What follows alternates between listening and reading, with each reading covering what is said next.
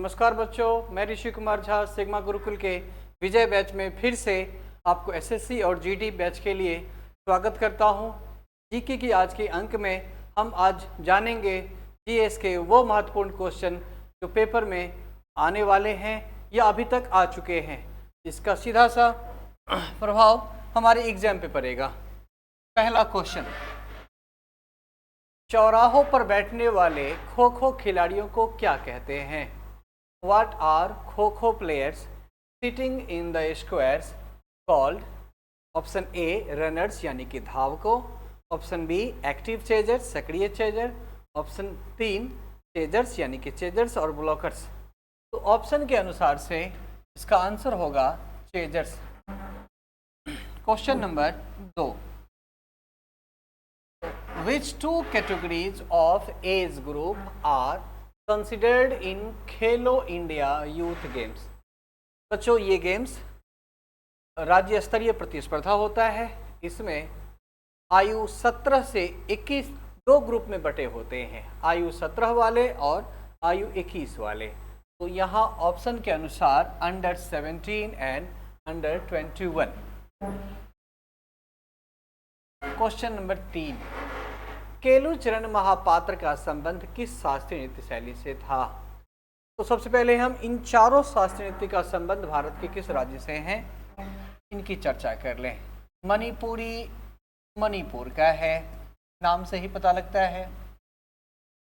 कथकली ये केरल का लोक नृत्य है, शास्त्रीय नृत्य है। सत्रिया ये भी शास्त्रीय नृत्य है, असम साइड का। और जो ओडिसी है ये ओडिशा का शास्त्रीय नृत्य है। लेकिन यहाँ पूछा गया है कि केलचरण महापात्र का संबंध किस शास्त्रीय नृत्य से है, किस शास्त्रीय नृत्य शैली से था? तो ऑप्शन के अनुसार से ओडिसी होगा। एक बात और ध्यान रखें कि महापात्रा टाइटल क्वेश्चन से आंसर बन जाते हैं आपके। महापात्रा टाइटल ओडिशा में वहाँ के कुछ समुदाय के लोगों का ये टाइटल है। जैसे कि ओडिशा से एक सांसद हैं जो कि बीजेपी के प्रवक्ता भी रह चुके हैं, संबित महापात्रा। तो इसका आंसर होगा Odissi. Question number 4, dash the then minister of agriculture had been a key person in bringing the new agricultural technology to India under green revolution. Dash तत्कालीन कृषि मंत्री हरित क्रांति के तहत भारत में नई कृषि तकनीकें लाने में एक प्रमुख व्यक्ति थे। आपके सामने ऑप्शन है एम.वी. राव, ऑप्शन बी है सी सुब्रमण्यम, ऑप्शन सी है बेंजामिन पियरी पाल और ऑप्शन डी है एम.एस. स्वामीनाथन। हरित क्रांति से जब भी आज तक क्वेश्चन आए हैं उसमें 90% चांसेस एम.एस. स्वामीनाथन से जुड़ा हुआ आया है। एम.एस. स्वामीनाथन भारत में हरित क्रांति के जनक, भारत में किस चीज के जनक हैं? हरित क्रांति के जनक हैं।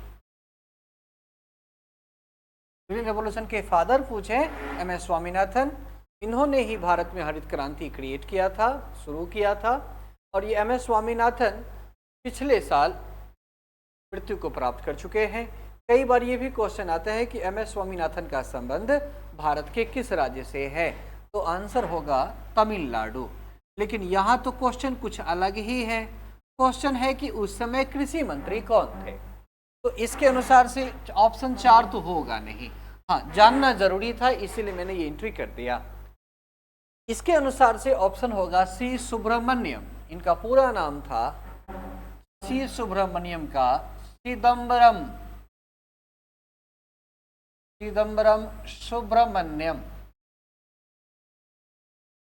सुब्रमण्यम। तो श्री सुब्रमण्यम इंदिरा गांधी की सरकार में कृषि मंत्री थे, एग्रीकल्चरल मिनिस्टर थे। इनका भी संबंध तमिलनाडु से ही है। ये भी किस राज्य से आते हैं? किस राज्य से आते थे? तमिलनाडु से आते थे। वर्तमान में कांग्रेस के एक और दिग्गज नेता हैं पी चिदम्बरम, वो भी कांग्रेस के दिग्गज नेता हैं और तमिलनाडु से ही आते हैं।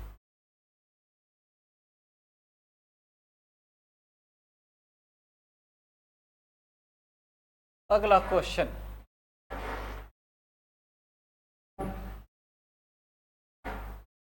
किसी राज्य में मंत्री परिषद की नियुक्ति डैश की सलाह पर की जाती है। मंत्री परिषद दो स्तर पे होता है, एक केंद्रीय स्तर पर और एक राज्य स्तर पर। मंत्री परिषद राष्ट्रपति के द्वारा प्रधानमंत्री की सलाह पर केंद्रीय मंत्रिपरिषद का गठन किया जाता है। लेकिन क्वेश्चन के अनुसार यहाँ जो पूछा गया है, किसी राज्य में मंत्री परिषद की नियुक्ति डैश की सलाह पर की जाती है, तो इसका मतलब हमसे पूछा गया है राज्य मंत्री परिषद। और राज्य मंत्री परिषद का जो गठन किया जाता है राज्य मंत्री परिषद, तो राज्य मंत्री परिषद का गठन सीएम करते हैं, शपथ राज्यपाल दिलाते हैं।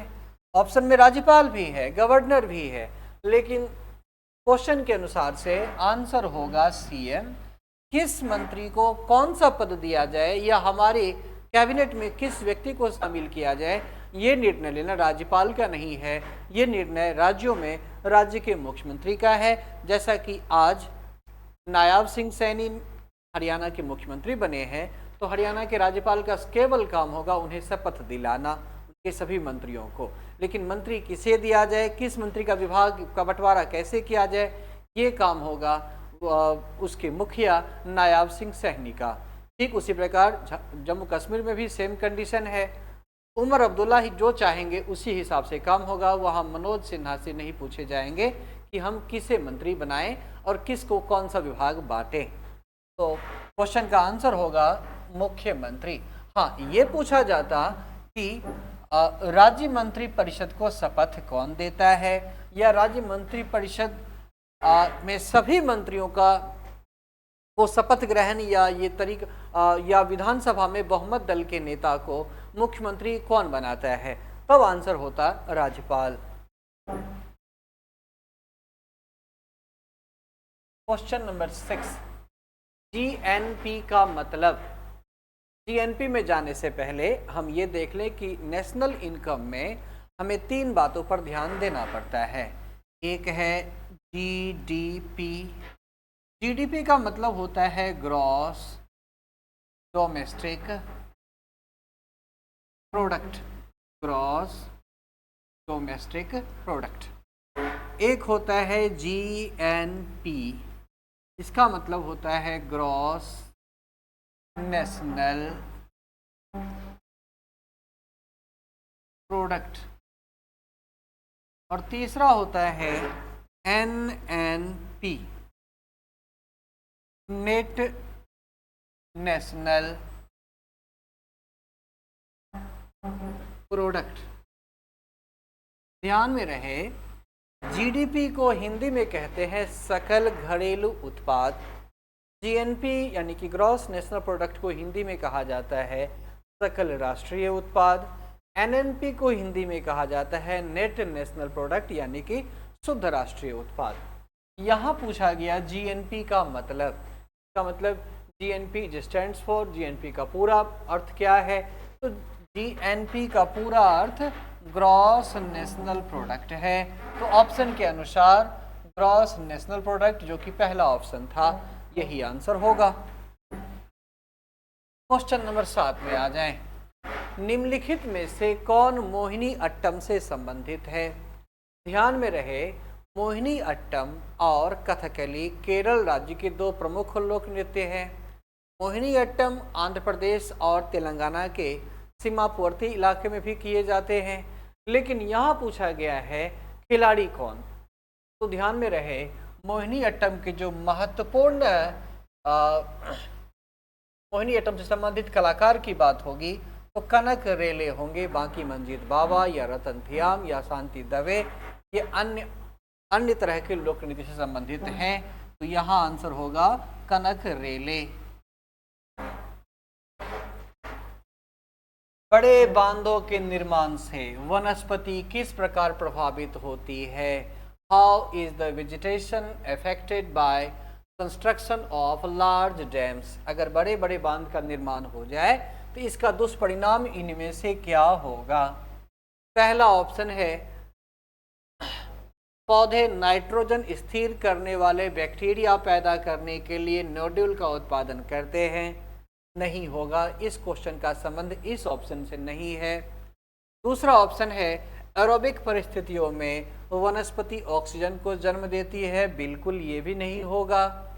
ऑप्शन सी है फंगस की ग्रोथ बहुत ज़्यादा होती है, ये भी नहीं होगा।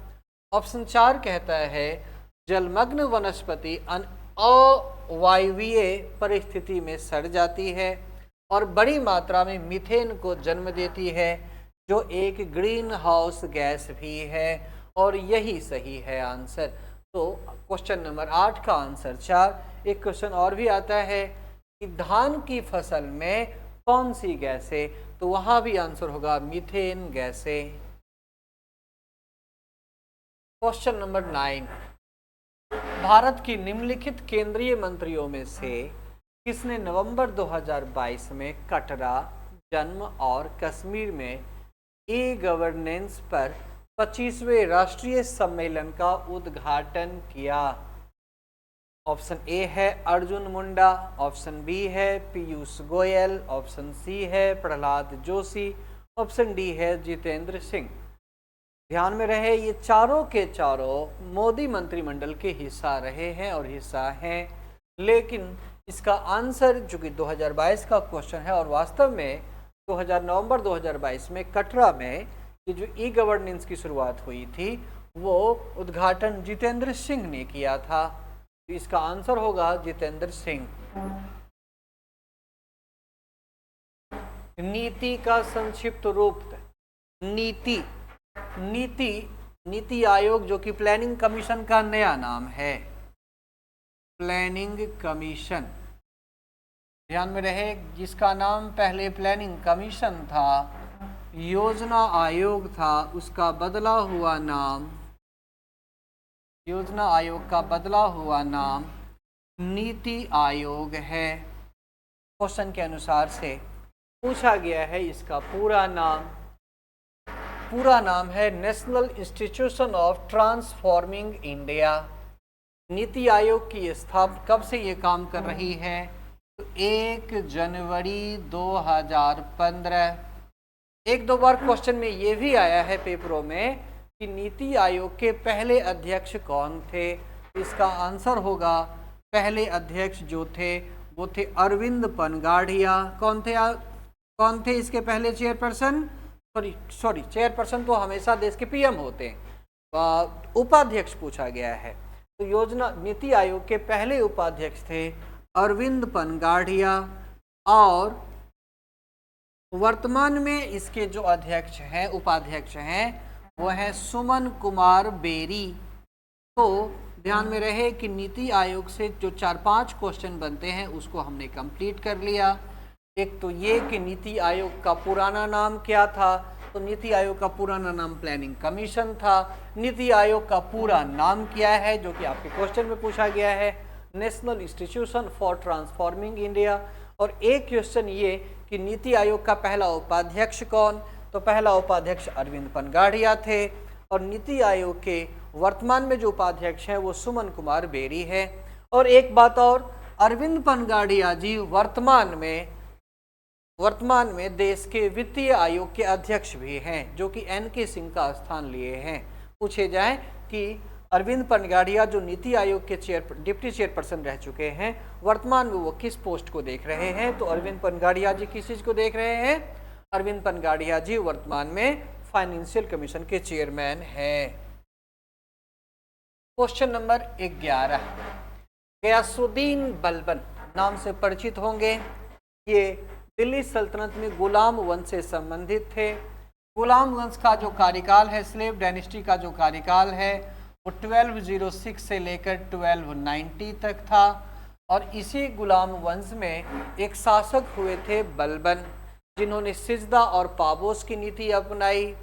यही वो बलबन थे जिन्होंने मजबूत गुप्तचर प्रणाली को मजबूत किया। मतलब इनकी जो गुप्तचर प्रणाली थी वो दिल्ली सल्तनत और मुगल वंश में इससे बेहतर किसी की नहीं थी। और ध्यान में रहे कि बलबन ने 1266 से लेकर 1286 तक गुलाम वंश की सत्ता अपने हाथ में रखी। तो इसका आंसर होगा 1266 से 86। अब ऑप्शन पे गौर कर लें, 1206 से 10 तक जिस व्यक्ति का कार्यकाल था उसका नाम था ऐबक। क्या नाम था? ऐबक। इसी ने गुलाम वंश की स्थापना की थी। दूसरा ऑप्शन है 1235 से 65। 1235 से लेकर 1236 से लेकर 40 तक रजिया सुल्तान का कार्यकाल था।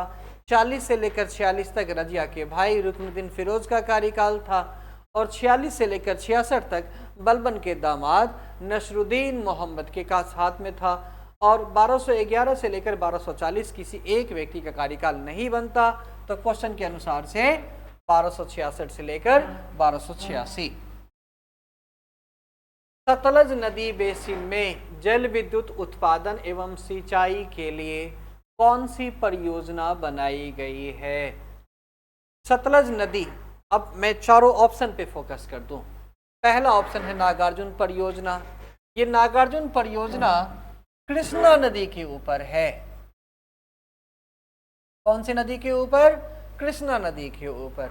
और ये आंध्र प्रदेश और तेलंगाना, कर्नाटका, इन राज्यों में है। तो यहां पूछा गया सतलज नदी, तो ये ऑप्शन कैंसल।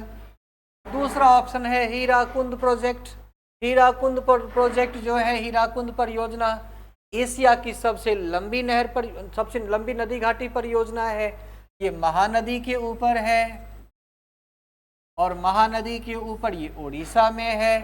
कहाँ है ये? उड़ीसा। तो अपने आप में ये ऑप्शन भी गलत। तीसरा ऑप्शन है भाखड़ा नागल परियोजना। जो भाखड़ा नागल परियोजना है ये सतलज नदी के ऊपर है और यही सही आंसर है। एक बात और ध्यान रखिए, एसएससी और रेलवे ने कई बार ये क्वेश्चन पूछा है कि भारत में किस नदी घाटी परियोजना को पंडित नेहरू ने आधुनिक भारत का मंदिर बताया? तो भाखड़ा नागल परियोजना को क्या कहा गया? Modern Indian temple. क्या नाम दिया गया? Modern Indian temple. ये उपाधि किसने दिया था? तो ये उपाधि पंडित नेहरू ने दिया था।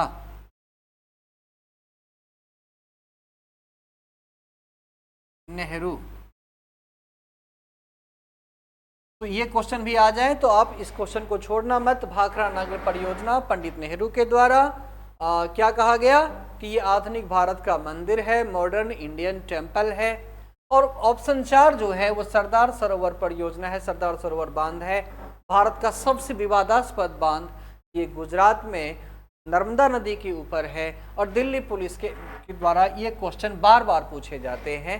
तो इस क्वेश्चन को भी आप याद रखेंगे। वैसे ऑप्शन के अनुसार से ये गलत है। निम्नलिखित में से किसने सितंबर 2022 में भारत जोड़ो यात्रा शुरू की? भारत जोड़ो यात्रा सितंबर 2022 में आप सबको पता है मोहब्बत की दुकान राहुल गांधी के द्वारा शुरू किया गया। तो भारत जोड़ो यात्रा राहुल गांधी के द्वारा। बाकी जो ऑप्शन देख रहे हैं, अमित शाह शारीरिक रूप से इतने फिट भी नहीं है कि वो भारत जोड़ो यात्रा करने के काबिल हैं। अकबरुद्दीन ओवैसी भी इस लायक नहीं है, अरविंद केजरीवाल भी नहीं है। राहुल गांधी फिट लगते हैं इनमें। तो आंसर होगा राहुल गांधी। असहयोग खिलाफत आंदोलन, ध्यान में रखें, असहयोग आंदोलन की शुरुआत 1920 में हुआ, खिलाफत आंदोलन 1919 में हुआ। असहयोग आंदोलन महात्मा गांधी के द्वारा, खिलाफत आंदोलन अली बंधु के द्वारा, सैयद बंधु के द्वारा। तो लेकिन यहाँ असहयोग डैश खिलाफत यानी कि दोनों जब एक साथ हुए तो इस क्वेश्चन के अनुसार से आंसर होगा 1921। बाकी ऑप्शन पर भी गौर कर लें। 1925 में क्या हुआ था? 1925 में HRA के द्वारा काकोरी ट्रेन डकैती की गई। 1928 में क्या हुआ? तो साइमन कमीशन भारत आया और वापस जाने का नारा लगा। 1911 में दिल्ली दरबार लगे। तो इसलिए ये गलत, ये गलत और ये गलत।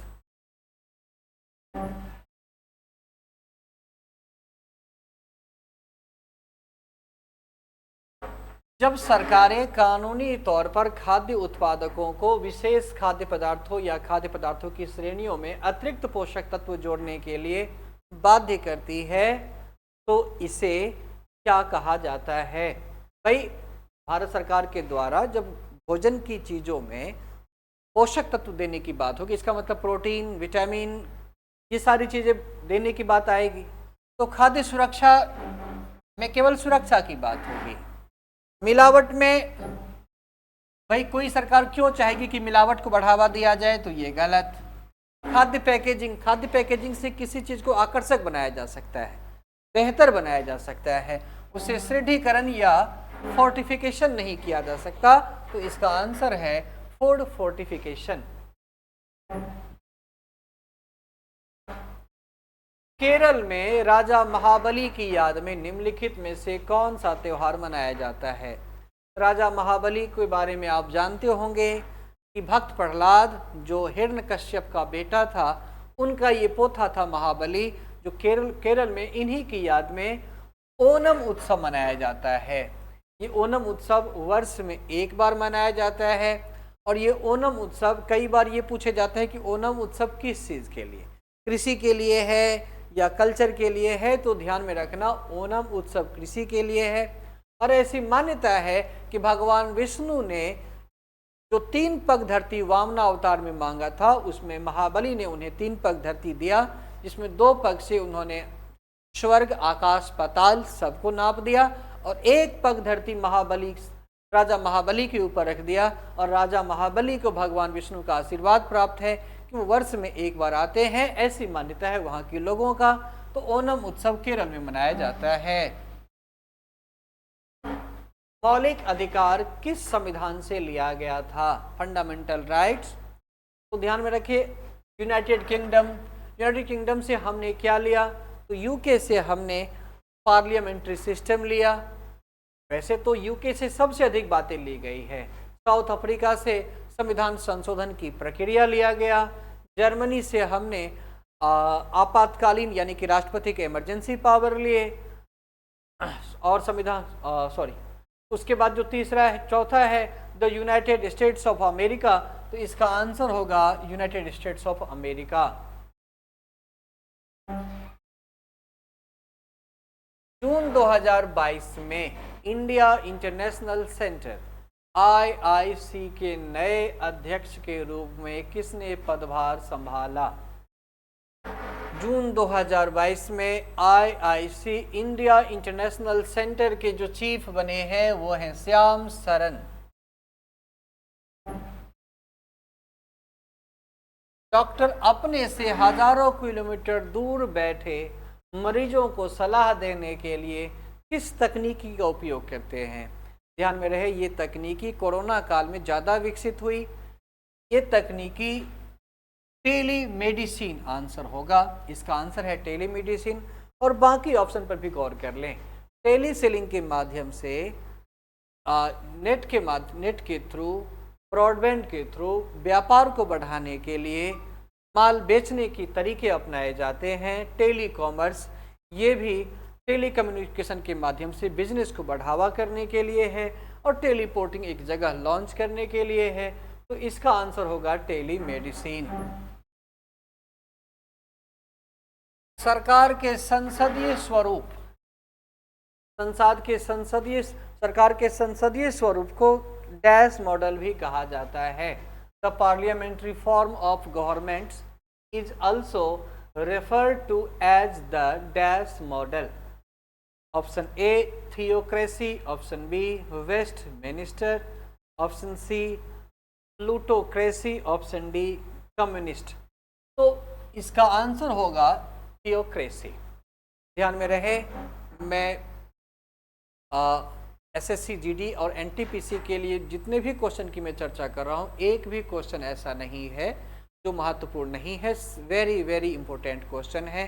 इसे देखें, समझें और कम से कम एक सेट रोज बनाएं, क्योंकि एक सेट आप लोगों को रोज कराए जाते हैं। जीके, मैथ्स और रीजनिंग क्रमबद्ध तरीके से 10 से 11 के बीच। तो आप सभी बिल्कुल ये सोच लें कि इस बार नहीं तो कभी नहीं, यानी कि इस बार अगर पास नहीं किए तो फिर मौका नहीं मिलने वाला। और वैसे भी ये मान के चले कि मैं अंतिम बैट्समैन हूँ, अगर मैं आउट हो गया तो स्कोर खत्म, टीम आउट हो गई।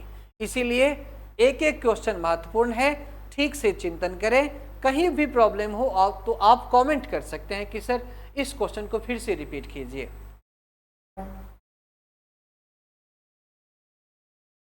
मैंने जितने भी क्लासेस लिए हैं या जो भी क्लासेस देता हूं, ये हमारे एसएससी गुरुकुल जीडी बैच के लिए, एसएससी जीडी और एनटीपीसी के लिए हमारे ये सारे प्लेटफॉर्म है। इन सभी प्लेटफॉर्म पर आपको पीडीएफ मोड में आपको सारे क्वेश्चन जो करवाए जा चुके हैं, जो मैं करवाता हूं, वो मिल सकते हैं।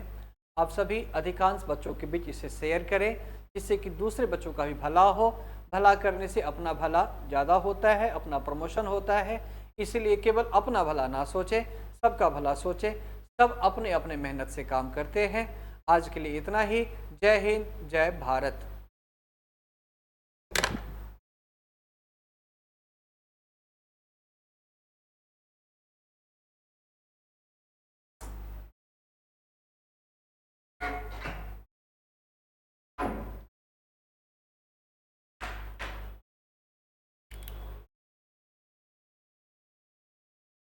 कौशल का है।